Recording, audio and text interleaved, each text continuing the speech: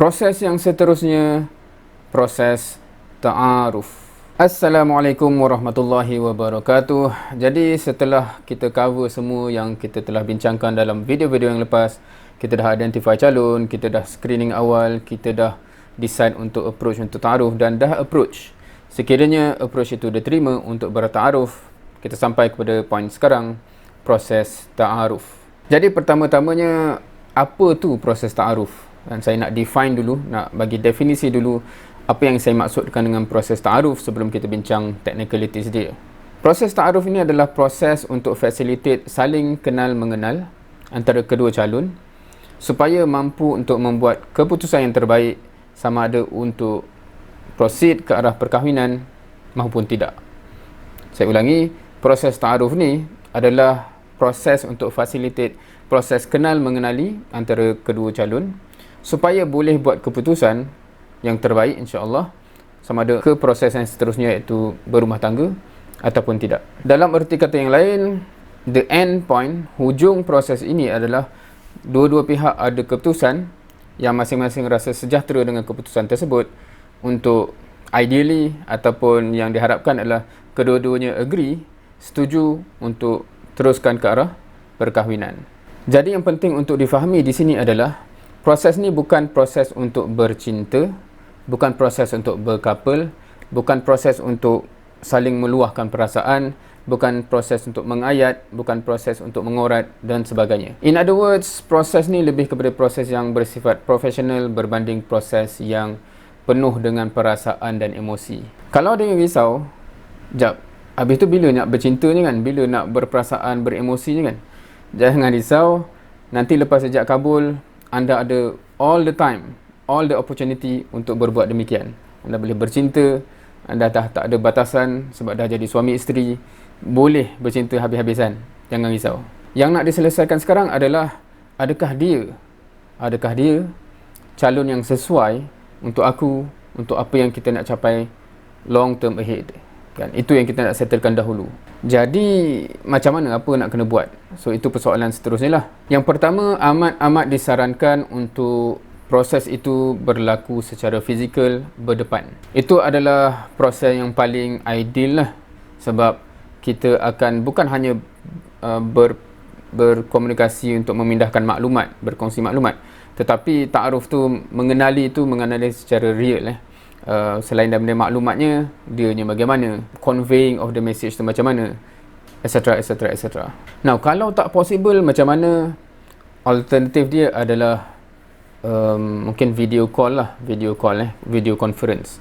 So saya pernah facilitate proses yang berdepan, saya pernah juga facilitate video conference sebenarnya, bila mana salah seorang tu di benua lain, salah seorang tu di benua lain so nak terpaksa proses ta'aruf tu berlaku secara online conference. Tetapi kaedahnya to almost mirror perjumpaan fizikal berdepan lah kan? Bukan hanya voice, bukan hanya text, tetapi video conference.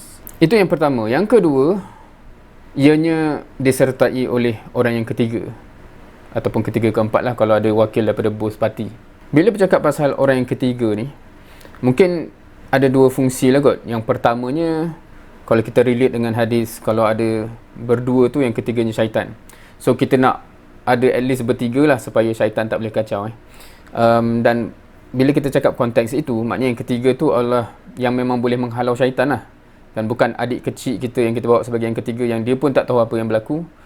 So itu tak mengganggu syaitan di situ ataupun yang lagi teruk, kalau kita bawa orang ketiga tu yang dia pun syaitan kan, dia pun apa ni, takkan tak pegang-pegang dapat, na'udzubillah. So kalau orang yang ketiga tu pun syaitan, lagi teruk lah kan. So orang ketiga yang dipercayai, yang memahami proses itu, yang boleh membantu.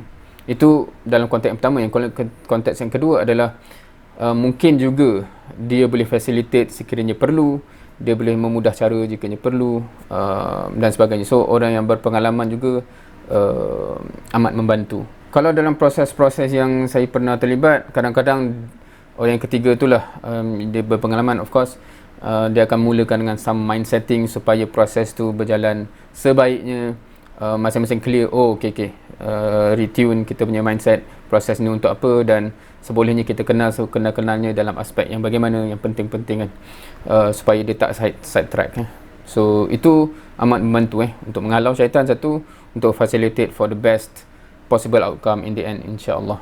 Seterusnya, of course nak datang tu ready lah dengan soalan-soalan yang nak ditanya kan. Bukan masa tu baru blur jap nak tanya apa sebenarnya.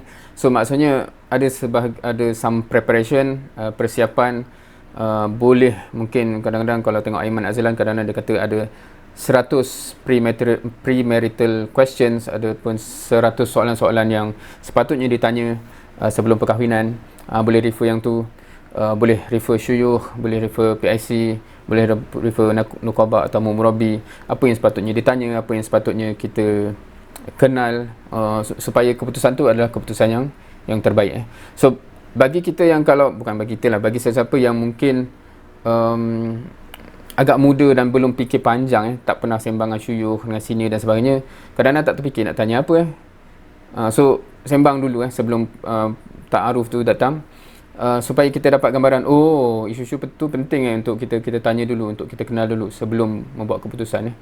So especially bagi yang dah melihat fasa-fasa perkahwinan, beberapa fasa perkahwinan, sebab lepas kahwin tu akan ada fasa yang awal yang ada cabarannya tersendiri, lepas tu ada fasa pertengahan yang ada cabarannya yang tersendiri. Bila masing-masing mungkin ada careernya dah sampai serta peringkat, anak dah start serta umur, kadang-kadang cabaran yang baru yang datang yang tak terfikir sebelum tu, dan ada fasa later phase juga yang ada cabarannya tersendiri. So bagi yang telah melihat fasa-fasa ni berlaku dan apa cabarannya dan apa gegaran-gegaran yang pernah berlaku dalam perkahwinan-perkahwinan yang sedia ada, kadang-kadang dia boleh bantu lebih lah untuk dalam proses ta'aruf lagi, apakah persoalan-persoalan yang membantu untuk kita tengok kita punya keserasian dalam aspek-aspek yang akan mendatang. So secara umumnya kita bukan nak kenal very superficial ataupun surface. Kita nak kenal dia punya core values, kita nak kenal dia punya prinsip-prinsip kehidupan dia, ambition dia yang mungkin dia takkan nak ataupun tak sedia untuk kompromi dan sebagainya. Sebab setiap orang kadang-kadang, ataupun bukan setiap orang, ada orang yang kadang-kadang ada benda itu dia ada benda yang dia agak unwilling to compromise, tak willing untuk kompromi. Cita-cita ni contohnya. So kadang-kadang ada yang berlaku yang benda tu muncul kemudian yang orang tak terfikir nak bincang awal, kemudiannya rupanya benda yang dia tak willing to compromise, orang ni pun tak willing to compromise. Kita seboleh mungkin, seidealnya perbincangan tu dah berlaku awal. So kalau contohnya dah dibincangkan sesuatu benda yang mungkin mula-mula kita kata macam aku nak juga benda tu, tapi after perbincangan tak apalah, bolehlah kompromi kan, sebab ni calon yang bagus ni, susah nak dapat. So am I willing to compromise? Sebab kalau dah bincang awal, kita dah reset and retune diri kita, chances of benda tu timbul balik dia akan berkurangan lah, berbanding benda tu tak muncul pun dan tiba-tiba kat situ baru nak clash. So itu antara benda-benda yang mungkin berbincang dengan syuyukh, dengan senior akan membantu untuk perspektif long term, insya-Allah. Seterusnya dalam aspek pengoperasian teknikal, so akan set, bila dah dua-dua setuju untuk bertaaruf, biasanya akan set tarikh dan masa bila dan di mana proses taaruf tu akan berlaku.